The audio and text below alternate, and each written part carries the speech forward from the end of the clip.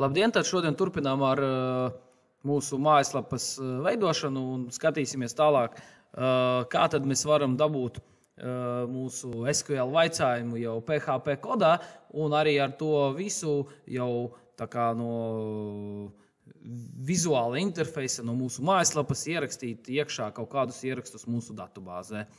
Tātad, kas priekš tā būs nepieciešams? Priekš tā būs nepieciešams apmeklēt mūsu file menedžeri. Tātad spiežam uz file menedžeru, atversies jums šitāds loks un būs nepieciešams izveidot jaunu mapīti admin. Jā, tajā mēs arī, tas tā kā būs piedodiet, es sataisīju failu, nevis mapīti. Mana kļūda, tātad nospiežam plusiņš un nospiežam new folder un admin.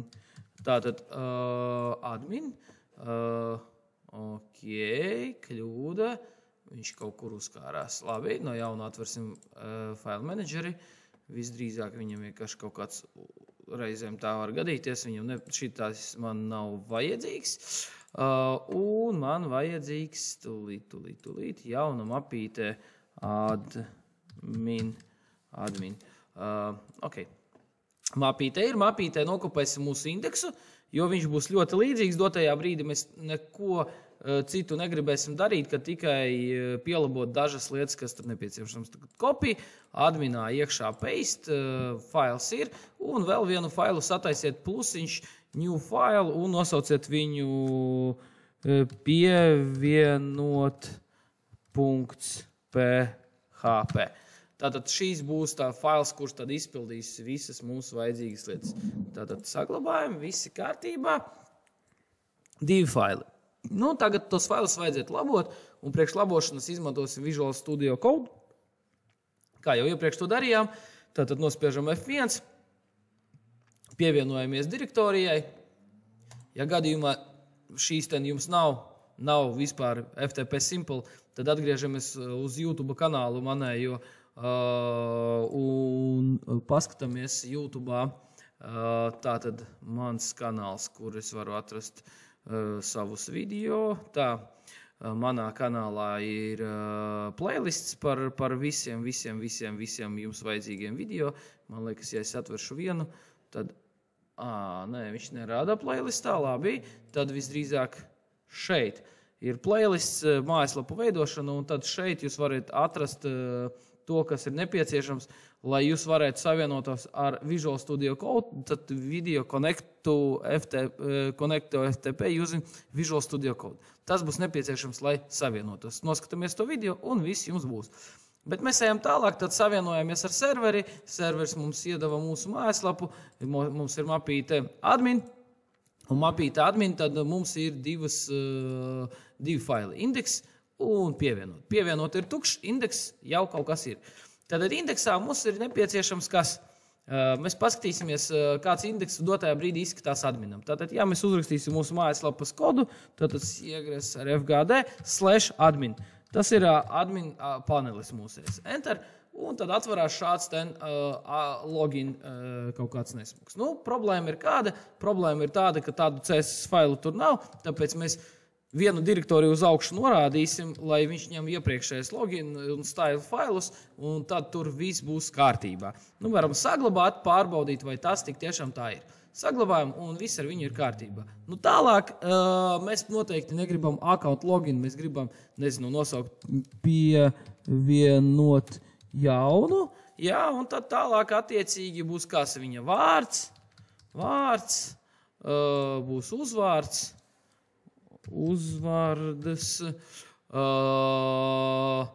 tad mums vēl būs kas, tad vēl mums būs parole un e-pasts. Tas mums katram userim bija. Tagad galvenais neaizmirst arī nomainīt to, ko mēs nokopējam. Tātad, pavelti kopēju paroli, tāpēc, ka parole būs tikai vienā vietā. Tātad pirmais mums būs noteikti vārds, otrais būs uzvārds bez garumzīmēm, ja? Tad būs parole un tad būs e-pasts. Tātad tas ir vērtības, kuras mēs gribēsim dabūt redzēt. Šeit varēja ar garumzīmēm rakstīt, jo to redzēs uz mūsu vizuālā tā loga. Pievienot jaunu vārds, uzvārds, parole, e-pasts, viss ir kārtībā. Vienīgais, redziet, man tā forma palika tāda lielāka, jums viņa tāda lielāka nav palikusies. Tas ir tāpēc, ka jums vajag aiziet uz CSS mapīti, un CSS mapītē mums ir laikam fails saucās login, un loginā, pagaidiet, ne loginā, homā, ne, stylā. Stylā, ja redziet, ir login klasē aprakstīts, un tur jums ir height, bet man ir min height. Tāpēc, kad mums bija iepriekš kastīte 300 pikseli, bet tagad bišķiņu lielāku vajag. Bet ja es tad atstāšu vienkārši height 600, tad viņa vienmēr būs tik izstieptā. Ar min height viņa tā kā būs 300, bet tā kā vajadzēs, viņa pastiepsies lielākā un būs tāda, kā mums te ir vajadzīga. Viss ir super. Tagad nākamā lieta. Mums te ir login. Nospiežot pogu, mēs pārējām uz kurieni? Paskatāmies. Mēs pārējām uz CFG PHP. Mums jāpāriet uz pievienot.php.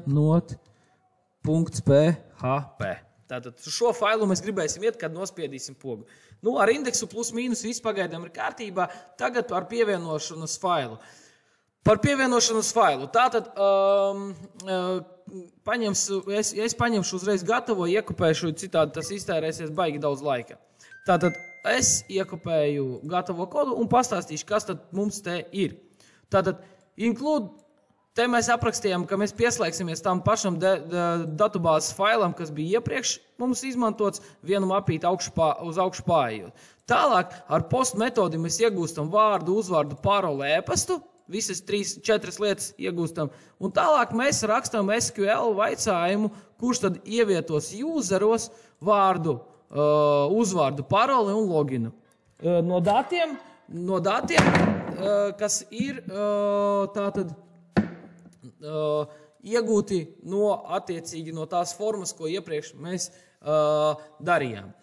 Un šeit ir tā kā paziņojums par to, ka jauns ieraksts ir pievienots, vai arī kļūda, kuru viņš tad padod mums par to, ka tur savienojums nav bijis vai vēl kaut kas. Un attiecīgi mēs aiztaisam mūsu datubāzi. Tad šo jums vienkārši vajag pārrakstīt, tāpat kā ir tas viss izskatās man. Kad viss tas ir izdarīts, jā, tad mēs varam mēģināt šo ten visu saglabāt un pastīties, kā tas strādā. Attiecīgi ievadu kaut kādu vārdu, uzvārdu, paroli 1, 2, 3 un e-pastu ievadīšu Sergejs skis @gmail.com login un kļūda. Ir kaut kāda kļūda, paskatīsimies, kas par kļūdu. Viņš vispār neatvera mums to lapu.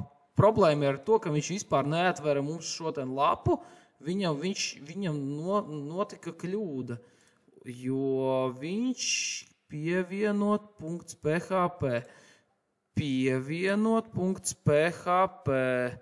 it kā visi kārtībā, bet kaut kas nav aizgājis līdz galam, paskatīsimies no jauna.